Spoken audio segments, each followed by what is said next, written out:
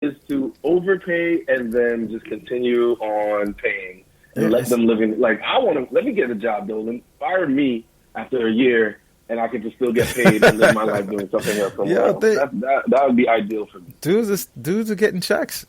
Anyway, let's go through this. Let's go through some of these candidates. I'm going to start with the legend, right? Can Patrick Ewing do this job? I don't want Patrick Ewing to do the job. Can he? I don't know. I haven't seen enough from Georgetown. Georgetown is now competing for NCAA championships yet. It's a young core. Like, he needs, although he's been an assistant in the NBA for a long time, he's an NBA legend, Hall of Famer. Doesn't necessarily mean you'll translate to communicating to young talent and winning games at the highest level. So, as much as I like Patrick, maybe he will at some point be an NBA head coach. I don't want it to be with this Knicks team. Honestly, I would rather a no-name brand, but we'll go on down the list. But I don't know. To answer the question definitively, I don't know if Patrick could do this now at this point in this stage. It's but he's paid his dues. That's the only reason why I would give Patrick a look. He's not my choice. But even if he was the choice, he pays the dues. He's paid his dues. He's gone through the assistant coaching process. He's coaching in college, but I think he doesn't become a serious candidate until he wins some stuff in college. And he hasn't done that yet. All right, I'll go from a Knick legend to a net legend, Jason Kidd. Mm-hmm. What do you think about? His possibilities. I like that. I like Kidd. He's coach.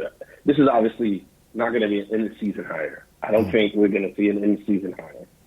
I think Mike Miller rides us all the way to draft lottery, 1 or 2 pick, hopefully. And in the summer, we try to attract candidates with high draft picks and more. Maybe if we make some smart trades before the trade deadline, some first-round picks to build this team.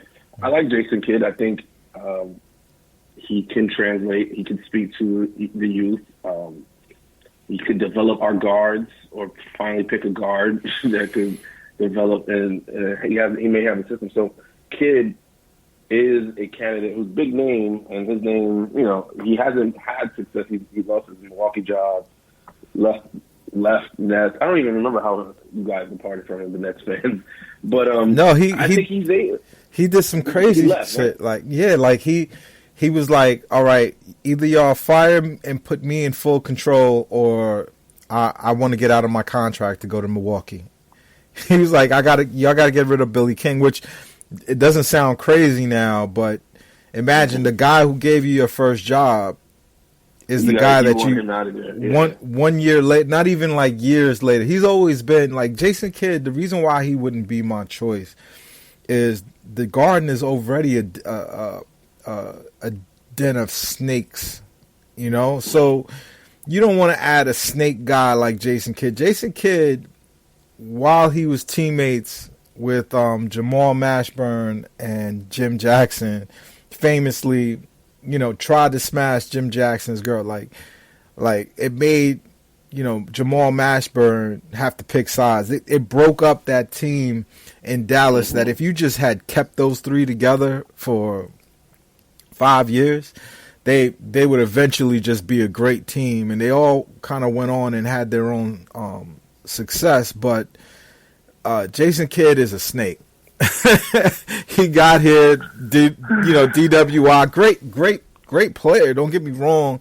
Without him, the Nets, don't have their signature moments in NBA history. Like he went to 2 finals.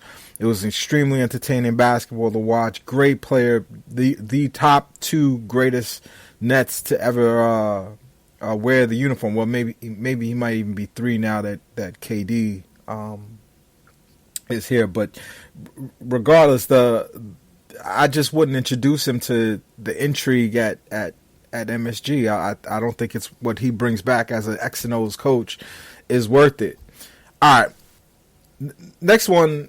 Let's just for me, I almost feel like this is just eliminating somebody. But Jeff Van Gundy, is that a realistic move in your mind? No. I mean, he's been away from coaching for so long. I mean, he's our most successful coach in the past 2 decades. I don't know if he's been commentating, he's been watching. I like Jeff, to be honest with you, personality wise. So I don't know if it's realistic to see him actually take the job and be able to succeed under a Dolan administration. That's the best way to say it. Because he's probably somebody who would want some autonomy and be able to like do it the way he does. He sees through the bullshit. He sees through the bullshit of the league.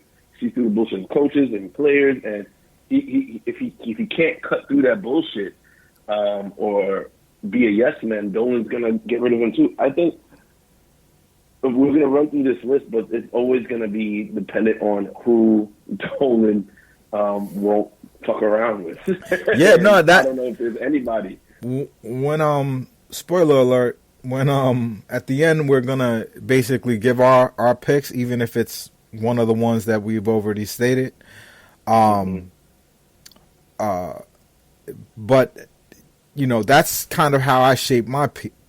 It's who has a strong enough personality and a strong enough vision to you know, emerge past the mire that is MSG. Here's an oldie but goodie. Mark Jackson. Mark needs a shot. I think Mark can do it. I like Mark.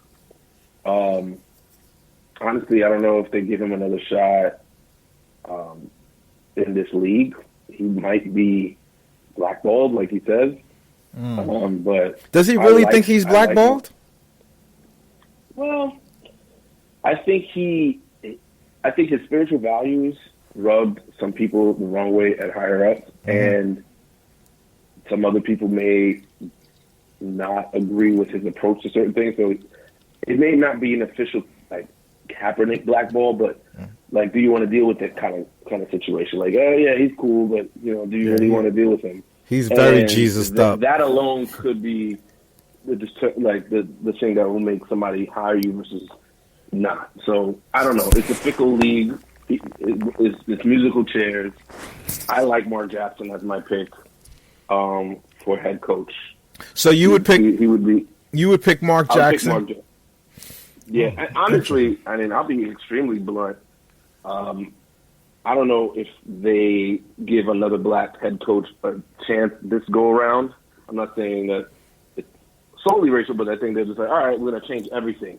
Since we had a whole black office, black head coach, I think now we're going to go the opposite way just to show we're giving chances to everybody, or we need to change the culture. Now, that brings up a good point, because that's the thing that when I look at the Knicks, I go, you know what, that's a good look, is that they have a black front office. You know, the president is black, the president's assistant in Houston is black, the GM is black, the coach was black, and I always have to tell black people, for them. Yeah, you don't want to see that level of trust for black people lose, but when you're hiring black people the way Dolan is hiring black people, that doesn't help us, that hurts us.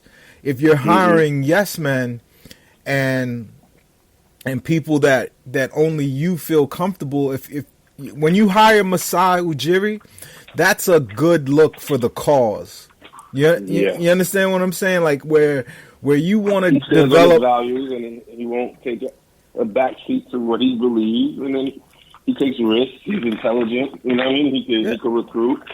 He's a solid pick, but would he be cut off? Exactly. So when I see executives give people like Steve Mills the opportunity that they have, like, one, God bless you for giving a brother the opportunity, but you haven't given the best brother on the market the opportunity. You've given the brother you feel confident in, or the brother you like him. You just like friend. Exactly. Yeah. A yes man. He's not a basketball guy. I mean, he played ball. He went to In Princeton. college, right? Smart. Yeah, obviously he's the ultimate Cosby-esque. Yeah. You know, I'm not a fan of his. Like, no. yeah, I see a yes man. I don't care if you went to Ivy League. I don't care. I care about when I'm judging executives, even outside of basketball.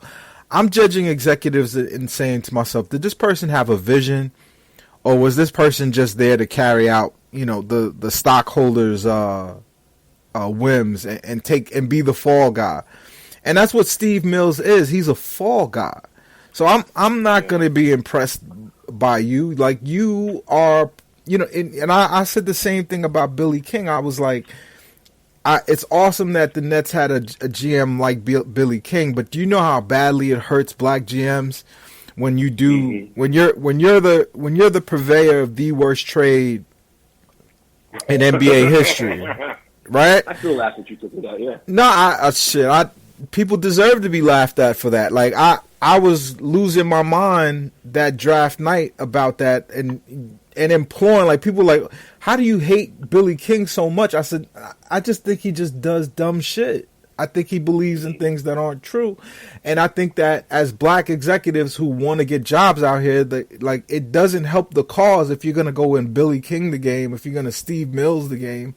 You know, nobody wants yes men. People want people who are smart, have a game plan, are prepared, and you know, that's not a part of the Knicks culture. Okay, we're veering off. So Mark Jackson, you would choose him above even a Jerry Stackhouse, who's been on many NBA benches very recently? They're even right now. Stackhouse this is my thing with Stackhouse. And I'm qualifying my pick. Mm-hmm.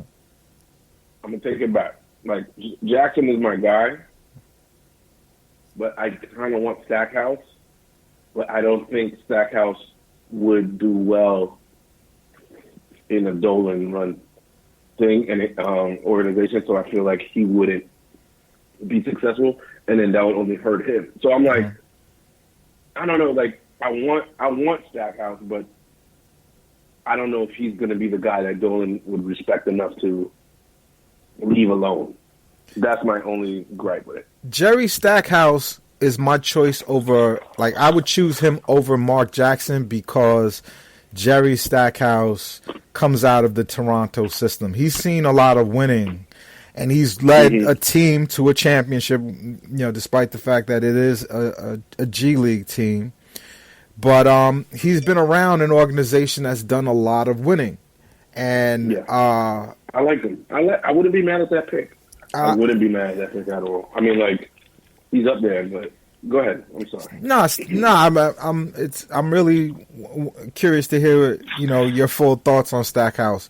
Is there any hope from Mike Miller? Well, is there hope? I don't know. I don't think fans want him. Like, even if he does well in developing the players, I don't see him. No. I mean, the thing is, again, it goes back to the racial component. If they want to move away from black coaches, just optically, not even qualifier, you know, talent, not even system or anything, just like optically, they just want to change the look. Mike Miller's not even the best white coach out there. You know what I mean? So I don't even know if he's the guy. Honestly, the Knicks, it's tough to see who could take and lead this team to prominence. That we like at some point, at one point, jokingly, I told my friends, like, the Knicks should just show up to games like the random guys at the park and just be like, all right, you starting today. You starting today. We just run to 5. And then when you tire, you tap out, and we switch up because this is what they deserve at this point. Like, I don't like as a fan, it's very hard to watch them. Yeah, and watch because it's like they won last night though. I'm watching. Yeah, they did, but it's like, okay, inconsistency. Who won? Who's the last shot taker? Is there a system yet? Who are we developing? What are we doing with Trier? What are we doing with Knox? Why is Peyton taking minutes from people that are really going to stay here? Like, it's all of this. So it's like you could get excited about